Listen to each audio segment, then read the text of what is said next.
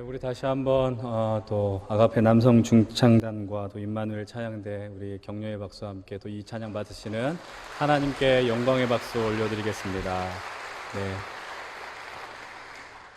우리가 지난주부터 이제 인생은 경주다라는 그런 제아로 우리 담임 목사님께서 말씀을 전해주고 계십니다. 특별히 오늘 제가 지금 이 나눌 말씀들은 오늘 이제 주일 예배 때 목사님께서 선포하셨던 그 메시지를 기억하면서 들으신다면 더 우리에게 더 깊은 은혜의 시간이 되지 않을까라는 바람이 있습니다.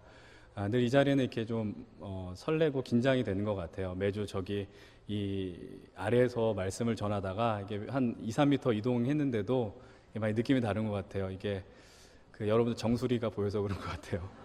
예, 우리 옆에 있는 분들 보면서 이렇게 인사했으면 좋겠습니다. 예, 우리 잘 들읍시다. 이렇게 좀 고백했으면 좋겠어요. 예, 제가 설교한다고 이렇게 들으러 강요하는 게 아니고 믿음은 들음에서 나기 때문에 그렇게 나누도록 했습니다.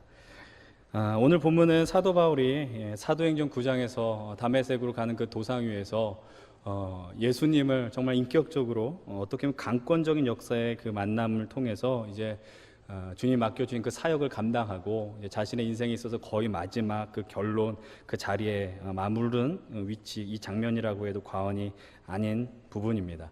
이 말씀을 읽을 때마다 여러분들 뭐 어떠신지 모르겠지만 뭐 중요한 사역을 준비할 때마다 이 말씀 보면은 참 가슴이 벅차오르고 감동이 오는 것은 당연한 일이 아닐까라는 생각을 해봅니다. 오늘 이 말씀을 보면서 오늘 우리에게 주신 그 은혜들을 한번 나눠보면 좋겠습니다. 우리 함께 1절의 말씀부터 함께 좀 나누었으면 좋겠습니다. 1절의 말씀 함께 한 목소리로 보겠습니다. 시작. 하나님 앞과 살아있는 자와 죽은 자를 심판하실 그리스도 예수 앞에서 그가 나타나실 것과 그의 나라를 두고 엄히 명하노니. 여러분들 아시는 것처럼 인생의 마무리를 앞둔 바울이 자신의 사역을 이제 이어서 감당하게 될 그 영적 아들 그리고 후임자가 되는 디모데를 향해서 좋은 권면, 아니 이 좋다라는 형용사로는 담을 수 없는 정말 자신의 전부, 자신의 생명과 사랑을 그리고 진심을 담아 기록한 편지가 바로 이 오늘 우리가 선택한 디모데의 전후서입니다. 그는 인생의 마지막을 앞두고 자신의 후임을 감당한 디모데에게 강력하게 이야기를 합니다. 어떻게 이야기를 하느냐? 1절의 말씀 보면은 1절 마지막 부분에 엄히 명한다라고 이야기를 하죠. 여러분들 우리 문장으로 하면 이 엄히 명한다가 맨 뒷부분에 있지만 그러나 뭐 영어나 아니면 헬라 원문 보게 되면은 이 엄히 명한다라는 것이 가장 문장 앞에 나와 있다라는 것입니다. 이 말의 의미가 무엇입니까? 정말 바울이 열과 성을 다해서 지금 디모데를 향해 이야기하고 있다는 것이죠. 그리고 그 이야기를 디모데와 함께한 교회들을 향해서 너희들이 그것을 듣기를 원한다. 내가 너희들이 이 말씀을 통해 하나님 앞에 나가기를 원한다. 우리가 흔히 이런 표현하지 않습니까? 피토하는 심정으로 지금 바울이 이야기를 하고 있는 것입니다. 더 비장하게 표현합니다. 그것도 어디 앞에서라고 이야기를 합니까? 하나님 앞과 또 살아있는 자와 죽은 자를 심판하실 예수 그리스도 앞에서 명한다라고 이야기를 해요. 이 명한다라는 단어 자체도 법정 용어라는 것이죠. 맹세의 단어입니다. 그렇게 증인에게 하도록 엄명한다는 의미가 담겨 있는 거예요. 그러니까 여러분 이 본문의 분위기는 너무나도 중요하고 장엄하다라는 것입니다. 여러분 이 짧은 구절을 통해서 우리의 믿음의 대상이 무엇인가를 점검할 수가 있습니다. 그것이 무엇입니까? 여러분 첫 번째는 바로 예수님이 다시 오신다라는 것이죠. 1절 중반에 보면 뭐라고 이야기해요? 그가 다시 나타나실 것과. 우리는 이 자리에 예수님이 다시 오심을 믿는 사람들입니다. 그것뿐만이 아닙니다. 그분이 오셔서 무엇을 합니까? 살아있는 자와 죽은 자를 심판하신다라고 이야기해요. 우리 주님은 우리를 그 마지막 때에 오셔서 심판하시더라. 그리고 세 번째는 무엇입니까? 그의 나라를 두고 엄히 명한다. 하나님께서는 반드시 하나님의 나라를 이 마지막 때에 완성하신다라는 것입니다.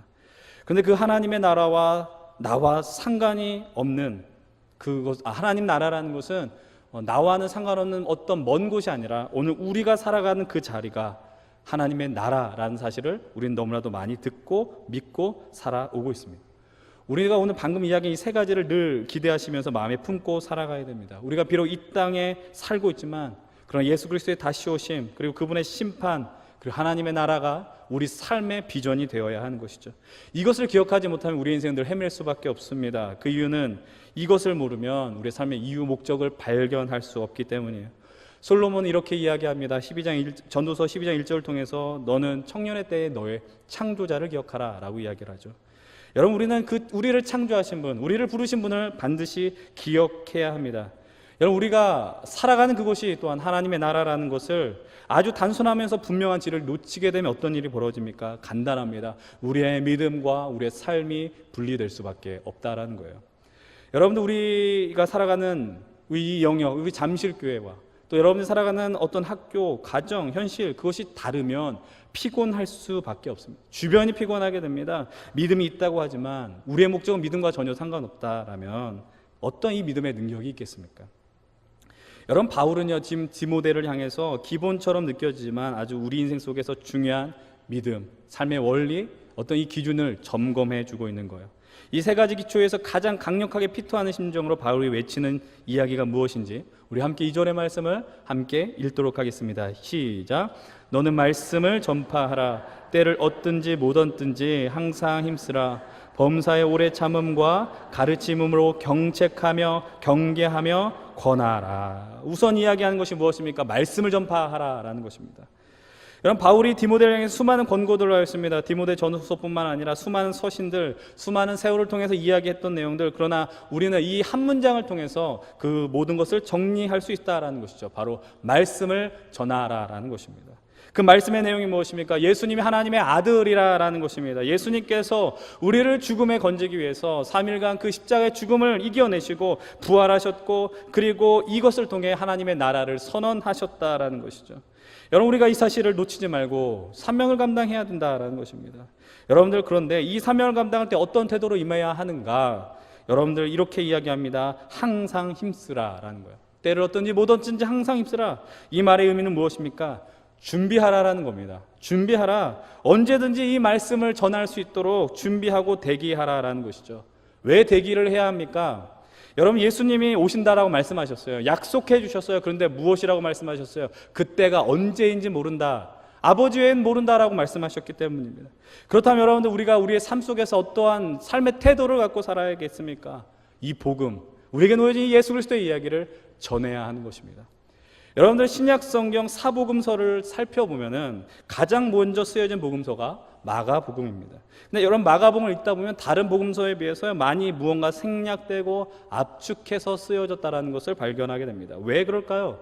당시 첫 번째 교회, 초대교회는 아주 우리가 흔히 이렇게 얘기를 합니다.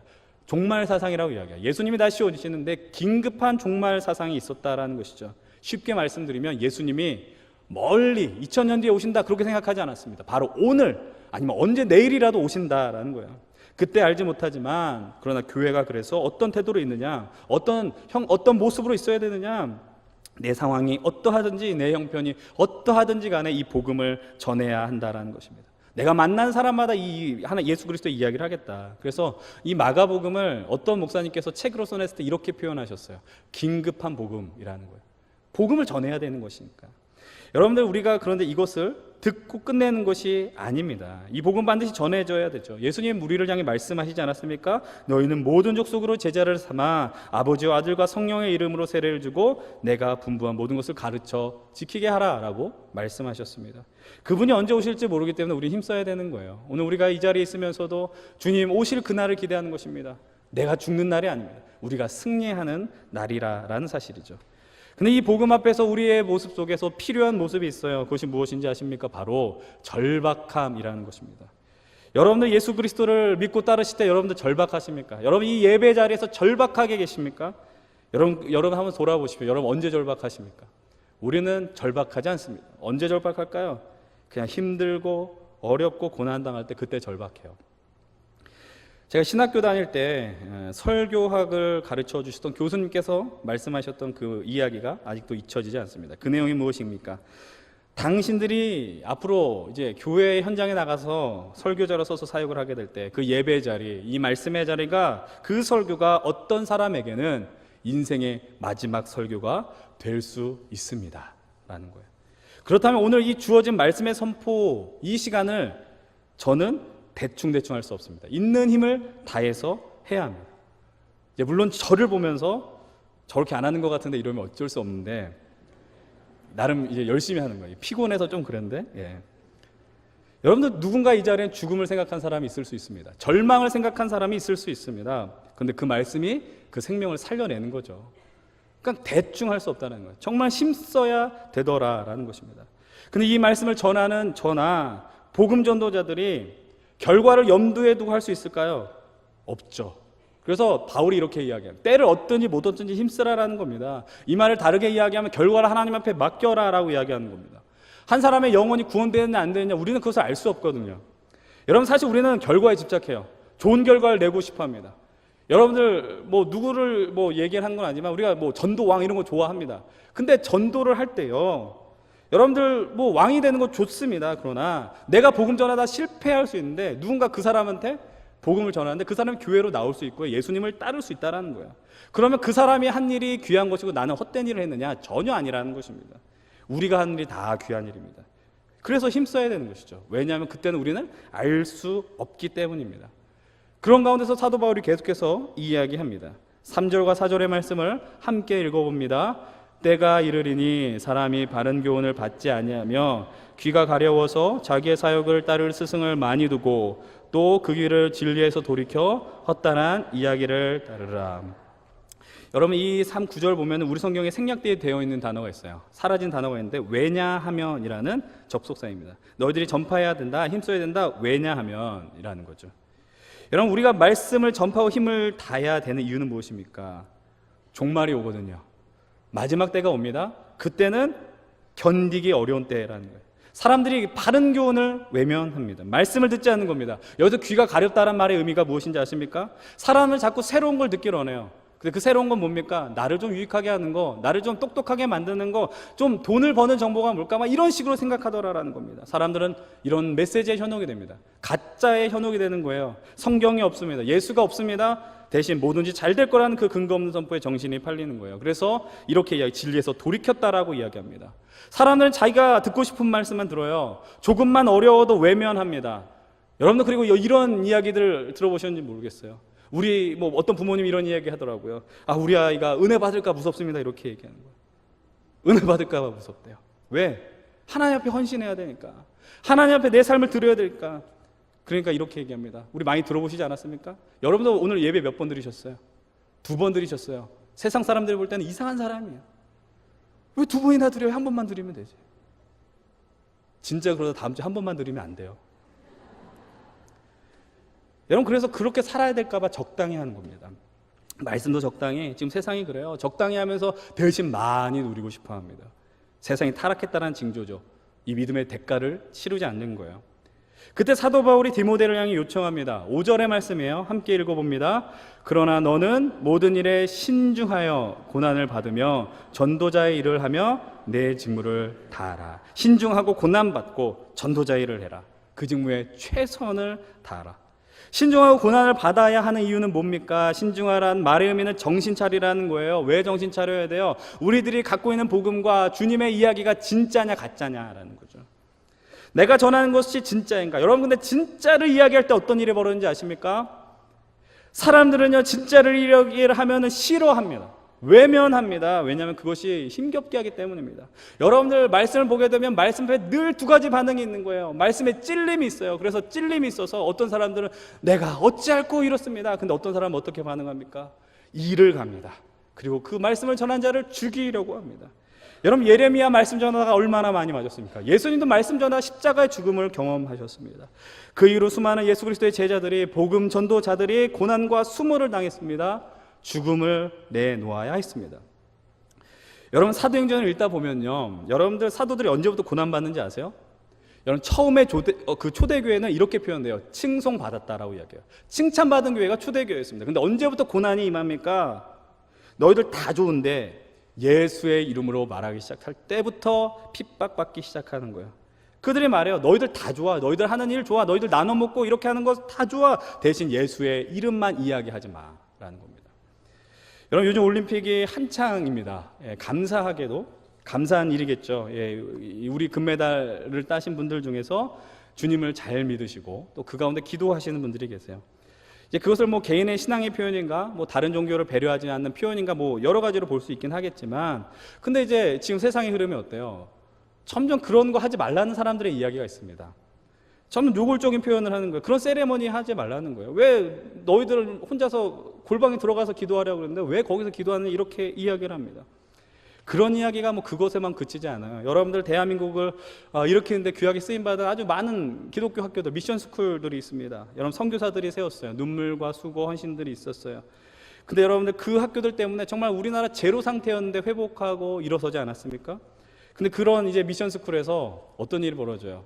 채플 왜 드립니까? 라는 이야기 나오는 거예요. 채플 같은 거 드릴 필요 있습니까? 물론 채플에 대해서 좀 더 잘 개발하고 예배 드려야 되긴 하지만 학생들 그것은 필요 없다. 심지어 이 사회에서 뭐 정관 가운데 기독교적인 가치를 빼려고 하는 시도들이 오늘 우리가 살아간 시대에서 벌어지고 있는 겁니다. 복음에 대한 이야기를 하면, 진리에 대한 이야기를 하면은 사람들이 이렇게 반응합니다. 절대적인 게 어딨냐라는 거죠. 상대적인 것이다 라고 이야기를 합니다. 그것은 남의 이야기가 아닙니다. 오늘 우리가 살아가는 시대의 이야기라는 거죠. 여러분들 그런데 기억하셔야 될 건 뭐냐, 과거에 수많은 사람들이 이것을 포기하지 않았어요. 진리를 포기하지 않았습니다. 자신의 목숨과 고통, 모든 것을 감수했습니다. 그 결과 어떤 일이 벌어졌습니까? 저 2000년 전에 아주 작은 땅에서 하나의 하나님 나라 운동을 일으켰던 그 예수라는 그 분을 저 멀리 떨어진 아시아의 끝 한반도라는 곳에서 우리들이 오늘 그분의 말씀 앞에 서 있고 함께 그분을 예배하며 찬양하고 있다라는 것이죠. 이것을 우리는 뭐라고 이야기하느냐? 기적이라고 이야기하는 거예요. 여러분, 우리가 예수를 믿는다는 기적이에요. 우리가 어떻게 예수 그리스도를 믿을 수 있냐라는 거죠. 여러분들, 죄인이 우리가 예수님 때문에 구원받게 되었습니다. 사도 바울이 힘껏 디모데를 향해 그래서 이야기하는 겁니다. 최선을 다해라. 너의 직무를 다해라. 하나님이 맡겨주신 그 자리 목숨 걸고 감당하라 라고 말씀하고 있는 겁니다. 여러분, 이 말씀을 잘 보다 보면 너무 부담스러운 말씀이에요. 여러분 이 말씀을 각자의 위치에서 적용해 보십시오.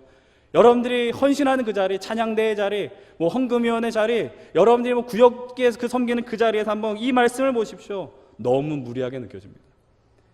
여러분, 근데 이 바울이 이렇게 요구할 수 있는 이유가 무엇이었겠습니까? 먼저 바울이 그런 삶을 감당했죠. 자신의 삶을 다해서. 그러나 이렇게 더 절박하게 말할 수밖에 없는 가장 큰 이유는 무엇입니까? 바울에게는 더 이상의 시간이 남아있지 않았기 때문입니다. 여러분, 본문 6절을 함께 보기를 원합니다. 6절의 말씀 함께 읽겠습니다. 시작. 전제와 같이 내가 벌써 부어지고 나의 떠날 시각이 가까웠도다.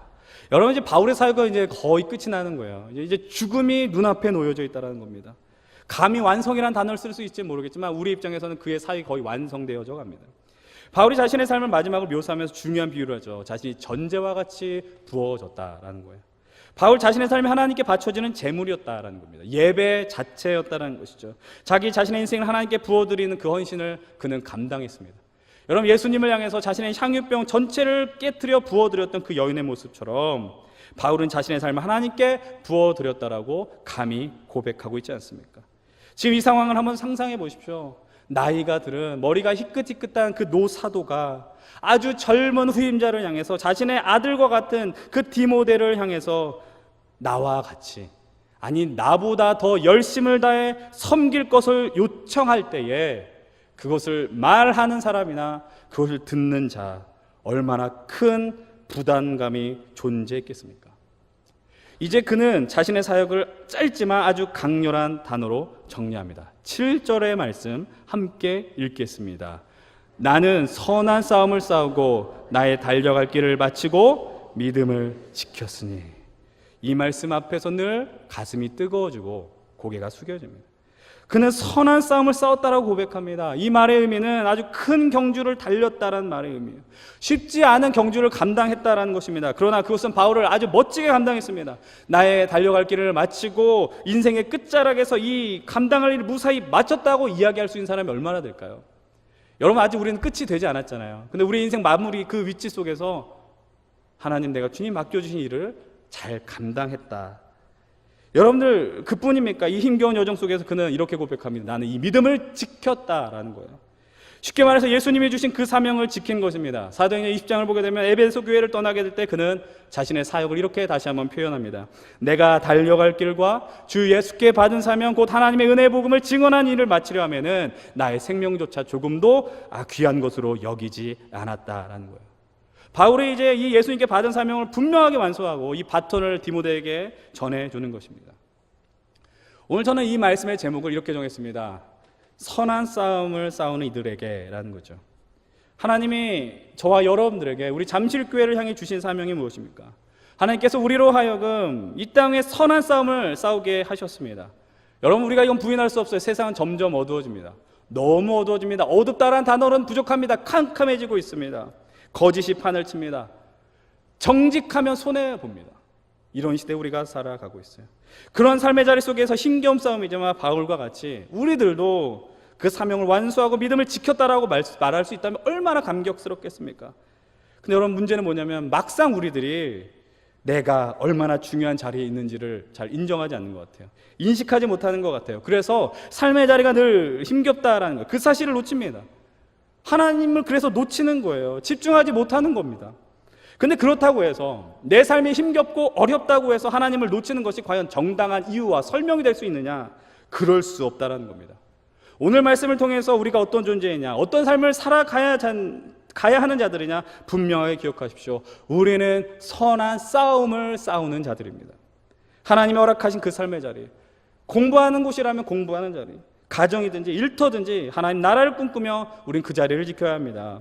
근데 우리의 현실은 어떻습니까? 자꾸 우리의 삶의 현실에서 하나님을 망각하게 해요. 보지 못하게 하는 겁니다. 우리의 시도를 흩트는 시도들은 여전히 계속됩니다. 우린 그래서 그 시도들을 과감하게 거부하셔야 됩니다. 믿음의 사람으로 산다는 것은 그것을 거부할 줄 안다는 것을 의미합니다. 그러니까 세상의 흐름대로 그런 대로 적당히 살겠노라 우리를 무기력하게 만드는 것뿐이 되지 않습니다. 그렇다면 이제 주님께 받은 사명을 감당하고 모든 사명을 완수하는 자에게 주어지는 것이 무엇입니까? 우리 8절의 말씀 함께 읽겠습니다. 시작. 이제 후로는 나를 위하여 의의 면류관이 예비되었으므로 주 곧 의로우신 재판장이 그날에 내게 주실 것이며 내게만 아니라 주의 나타나심을 사모하는 모든 자에게 도니라. 이렇게 바울은 이야기합니다. 이제 후로는 의의 면류관이 예비되었다. 오늘 말씀 속에서도 담임 목사님 말씀 속에도 우리가 들었습니다. 이 면류관은 무엇을 의미합니까? 승리를 의미하는 거잖아요. 경주를 완주한 그 승리자에게 주어지는 것, 그것이 월계가 아니면 승리의 면류관이 아닙니까? 여러분, 이 믿음의 여정 속에서 주님께 시선을 드렸던 자들이 경험할 수 있는 것이 무엇입니까? 오늘 말씀에 등장하는 의의 면류관이에요. 근데 이 면류관을 누가 주는 겁니까? 우리 주님이 주는 거예요. 의로우신 재판장 예수 그리스도께서 그날은 어떤 날인지 아십니까? 완전한 날입니다. 완벽한 그 마지막 그때에 하나님께서 하나님 나라를 회복하고 승리를 선언하신 그 결승점에서 허락하여 주시는 겁니다. 그런데 이 말씀이 왜 우리한테 소망이 되는지 아세요? 이 말씀이 바울에게만 해당되는 말씀이 아니거든요. 주의 나타나심을 사모하는 모든 자에게, 주의 나타나심을 사모하는 모든 자에게 허락되어지는 상이다라는 것이죠. 그래서 오늘 이 자리에 있는 저와 여러분들은 오늘 이 의의 면류관을 소망할 수 있다라는 겁니다. 지금 여러분이 이 땅 위에서 여러분 무엇을 소망하고 계십니까? 지금 무엇 때문에 이 땅 위에서 그리스도인으로 살아가고 계십니까? 어떤 선한 싸움을 감당하고 계십니까? 우리는 여전히 좋은 미래에 대한 야망을 버리지 못해요. 이곳에 계신 분들 어떻습니까? 우리들도 자유롭지 못합니다. 이 말을 하는 저조차도 마찬가지입니다. 하나님의 일을 한다고 하거든요. 목사라고 하거든요. 때로는 그런데 하나님의 일을 한다면서 포장하는 거예요. 나의 야심 때문에. 때로는 내가 잘난 줄 알고요. 그렇게 할 때도 있었다는 겁니다. 이 땅에서 부어주시는 부와 명예, 그것도 좋습니다. 그런데 이 상, 오늘 이 나오는 의의 면류관은 어떤 걸 의미하십니까? 이 상의 출처가 어디냐라는 거예요. 만유해 주시며 왕 중의 왕이신 우리 주님이 직접 하사하시는 상이라는 겁니다. 여러분 아시잖아요. 송파구에서 주최하는 상보다 서울시장이 주는 상이 더 크잖아요. 서울시장이 주는 것보다 대통령이 주는 상이 더 크잖아요. 우리 한국 1위보다 올림픽 금메달이 더 좋다라는 거 알잖아요. 우리는 자꾸 그런데 이 송파구 구청장 주는 걸로 아등바등하고 있다라는 거예요. 물론 구청장이 주는 것도 못 받은 사람이 이렇게 많은데, 근데 여러분들 하나님이 주는 그것에 우리가 집중할 수 있었으면 좋겠어요. 여기서도 받는 것도 좋아요. 근데 뭐가 더 좋아요? 우리 주님이 주는 게 더 좋단 말이에요. 여러분들 이 말씀을요, 이 7절의 말씀을 그 메시지 성경을 쓴 유진 피터슨 이렇게 번역을 합니다. 나는 열심히 달려서 이제 막 결승점에 이르렀고 그 길에서 믿음을 지켰습니다. 이제 남은 것은 환호 소리, 곧 하나님의 박수 갈채뿐입니다. 이런 멋지지 않아요? 이 구절을 보면서 떠올랐던 그 시 한 편이 있었습니다. 제가 좀 이런 얘기하면 교양이 있어 보이지 않습니까? 예. 서성한 목사님이 쓰신 묘지 대화라는 시입니다. 여러분, 이 시는 이 시인이 선교사 훈련을 감당하면서 마지막에 양화진 선교사 묘원을 바라보며 받은 감동을 기록한 시입니다. 특별히 찬양 사역자인 강명식 씨 첫 번째 앨범에도 실린 곡이기도 합니다. 한번 여러분들 잘 한번 눈으로 따라와 보십시오. 제가 한번 읽어보도록 하겠습니다. 당신들의 아이 아직 핏덩이를 이 땅에 묻으며 파란 눈에 당신들은 그 무엇을 바라보았었나요? 당신들의 남편을, 아내를, 친구들을 여기에 묻으며 당신은 무얼 말했었나요?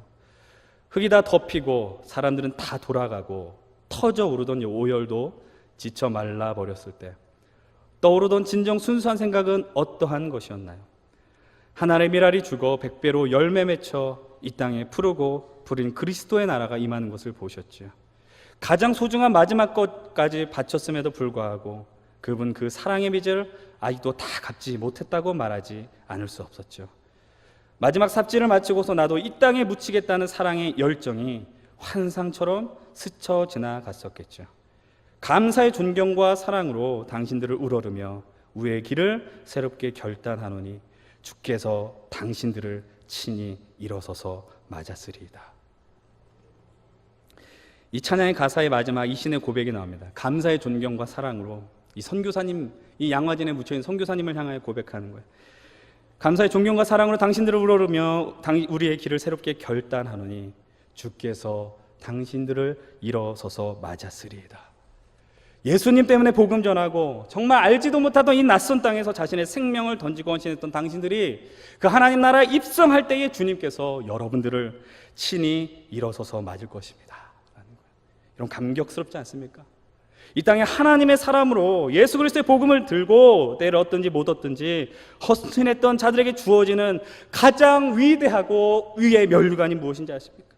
주님께서 친히 일어서서 그들을 맞으시며 박수 갈채를 보내신다는 것. 여러분, 이것은 어떤 목회자들이나 선교사들만이 감당할 수 있는 것일까요? 그렇지 않습니다. 이 땅에서 선한 싸움을 싸우는 모든 이들이 경험할 수 있는 영광임을 오늘 여러분들 소망하시기 바랍니다. 이 땅에 하나님께서 우리들에게 주신 사명이 무엇입니까? 여러분들이 싸워야 하는 그 선한 싸움이 무엇입니까? 발견하셔야 됩니다. 생각 없이 세상이 흘러가는 대로 살아가서는 안 됩니다. 오늘 우리는 이 바울을 통하여 말씀하신 하나님의 절박한 요청을 기억하셔야 됩니다. 너희들이 때를 얻든지 못 얻든지 하나님의 말씀을 전파하고 힘쓰라라는 거예요. 우리가 누리 하나님의 영광과 축복을 우리만 누리는 것이 아니라 우리를 통해 그 후손들을 향하여 흘려보내야 된다는 것입니다. 마지막 한 가지 이미지를 보면서 말씀을 좀 정리를 하겠습니다. 이 이미지는요, 전에 제가 사역했었던 교회에서 이제 선교 사역을 마치고 돌아왔을 때 봤었던 한 구절이었었습니다. 예수님처럼 너는 특별하단다라는 유명한 책을 기록하였던 미국의 그 복음주의 작가 맥스 루케이도 그 페이스북에 나온 글입니다. 준비되셔서 한번 화면을 보셨으면 좋겠어요. 여러분, 무엇이라고 기록이 되어 있습니까? 중학교 1학년도 읽을 수 있는 글이에요. We fight from victory, not for victory. 우리 성도님들이 익숙한 표현이죠. 우리 목사님께서 새벽에 한 주의 명언 이야기하실 때 이 말씀도 하셨어요. 우리는 승리를 위하여 싸우는 것이 아니라 승리로부터. 쉽게 말하면 무슨 의미입니까? 이미 우리들은 뭐한 자들이라는 거예요? 승리한 자들이라는 거예요. 여러분, 근데 이 가운데 싸우잖아요. 선한 싸움 싸우고 있잖아요. 그런데 여러분들, 우리는 여기 빅토리라는 단어를 좋아해요. 승리 좋아요. 기뻐요. 근데 우리가 그 가운데 더 시선을 두어야 하는 단어가 뭔지 아십니까? 그 앞에 있는 because of Jesus라는, 예수님 때문에, 예수 그리스도 때문에 우리는 이미 승리한 싸움, 싸워서 힘겨운데 내가 싸우는 게 아니에요. 주님이 이미 승리한 싸움을 우리는 감당하고 있다는 겁니다. 주께서 친히 우리를 향해 박수갈채 보내시고 우리들을 맞이하실 그 일들 꿈일까요?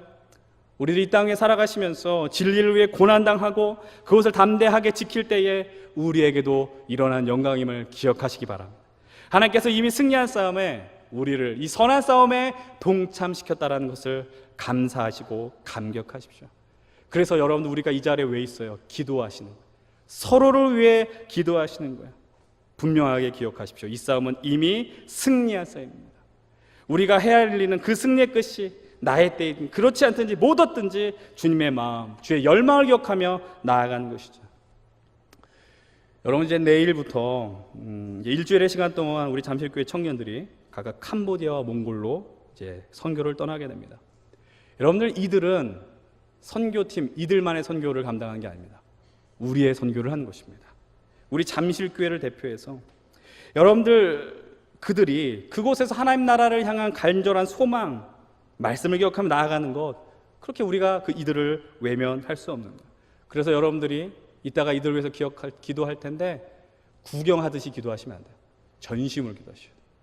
이들을 통해서 하나님의 승리하신 선한 싸움의 역사가 온 인류를 향하여 흘러가길 소망하셔야 됩니다. 사랑하는 우리 잠실교회 믿음의 동역자 여러분들, 선한 싸움을 함께 감당하는 동역자 여러분들, 이 바울의 외침을 제가 마지막으로 유진 피터슨 메시지 성경을 읽어드리고 말씀을 마치도록 하겠습니다. 그리스도야말로 모든 산자와 죽은 자에게 최종 판결을 내리시는 재판장이십니다. 그분께서 그의 통치를 펼치려고 하시니 그대는 메시지를 힘차게 선포하십시오. 마음을 놓지 마십시오. 그대의 사람들을 자극하고 훈계하고 설득하십시오. 절대로 멈추지 마십시오. 나의 죽을 날이 가까웠고 나의 생명은 하나님의 제단의 제물로 드려졌습니다. 이것은 참으로 달려볼 가치가 있는 유일한 경주입니다. 나는 열심히 달려서 이제 막 결승점에 이르렀고 그 길에서 믿음을 지켰습니다. 이제 남은 것은 환호 소리, 곧 하나님의 박수갈채뿐입니다. 그것을 믿으십시오. 하나님은 공정한 재판장이십니다. 그분께서 나뿐 아니라 그분의 오심을 간절히 기다리는 모든 이들에게도 공정하게 대해 주실 것입니다. 이 영광스러운 싸움에 이미 승리를 허락하신 하나님의 은혜를 기억하시면서 우리의 삶 속에 늘 기쁨과 평강과 그 성령 충만함을 경험하시는, 그래서 서로를 위하여서, 특별히 오늘 이 선교 참여하는 청년들을 위해서 담대하게 기도하시고 또 우리의 인생 마지막 속에서 의의 멸류관을 허락받는, 그리고 주님의 박수갈채를 받기를 간절히 소망하시는 우리 성도님들 되시기를 주의 이름으로 간절히 축원드리겠습니다. 기도하겠습니다. 하나님 아버지, 감사합니다. 하나님께서 이 땅에 우리로 하여금 이 선한 싸움 감당하게 하셨습니다. 하나님, 이 싸움 우리가 하는 것이 아닙니다. 주님 하시는 것입니다. 이 싸움에 함께 하나님 동참하여 주시고 우리 주님 따라가게 하여 주시옵소서. 아버지 하나님, 특별히 내일부터 일주일간 우리 귀한 청년들이 캄보디아와 몽골로 이 복음을 들고 나가게 됩니다. 하나님, 그들이 어떠한 태도로 나아가든지 이 선한 싸움 속에서 주님 갈망하며 나가게 하여 주시옵소서. 주님이 주신 그 승리의 길을 걸어갈 때 이 땅 위에 하나님의 영광이 선포되게 하시며 주님의 박수갈채를 경험하는 우리 귀한 모든 주의 자녀들 되게 하여 주시옵소서. 이 모든 말씀 우리 주 예수 그리스도의 이름으로 기도드리옵나이다. 아멘.